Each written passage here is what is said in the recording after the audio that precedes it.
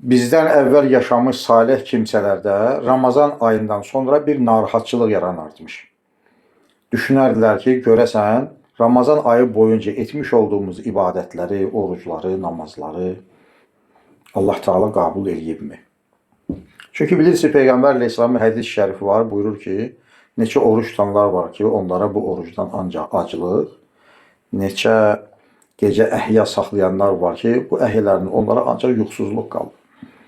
Alimlər, evliyalar, bəsirət sahibləri bu problemi indi sizə deyəcəyimiz qaydada ölçü vahidini veriblər və həll ediblər. Onlar deyirlər ki, bir şəxs Ramazan ayı boyunca etmiş olduğu ibadətləri Ramazan ayından sonra da qismən də olsa davam etdirirsə, demək onun Ramazanda etmiş olduğu ibadətlərdə məqbul olur. Çox sayda zikirlər edib bir müsəlman Ramazan ayından sonra da davam etdirirsə, təhəccüdə durub, təhəccüd namazlarını davam etdirirsə, Quran-ı Kərimlər oxuyub və Ramazandan sonra da həmin Quran tilavətini davam etdirirsə, demək ki, onun Ramazan ayındakı ibadəti qəbul olur. O cümlədən də Ramazan ayında ən ümdə ibadət bilirsiniz ki, oruç tutmaqdır.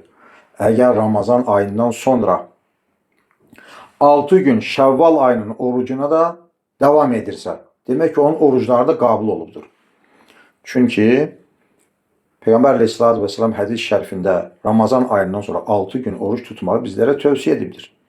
Bilirsiniz, digər hədislərdə hər savaba Allah Teala işlənən hər bir savaba 10 dərəcə verir, 10 mükafat verir, 10 dəfə savab verir.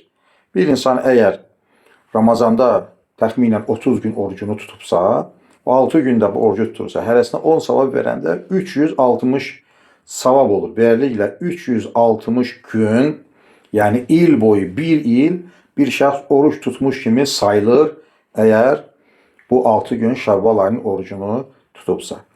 Ramazan ayında bir insan gözünə, qulağına, dilinə, duyğularına, nəfsani fikirlərinə nəzarətdə saxlayıb, onlara bir çeki düzen veribsə və Ramazan ayından sonra da davam etdirirsə bunu və yenə də çalışırsa nəfsani duyğuları nəzarətdə saxlasın, demək ki, onun Ramazanı qəbul olubdur. İnşallah bu ölçü vahidini biz öz həyatımıza Ramazan tətbiq edəcəyik və nəzarətdə tutacaq ki, bizim Ramazan qəbuldur ya yox.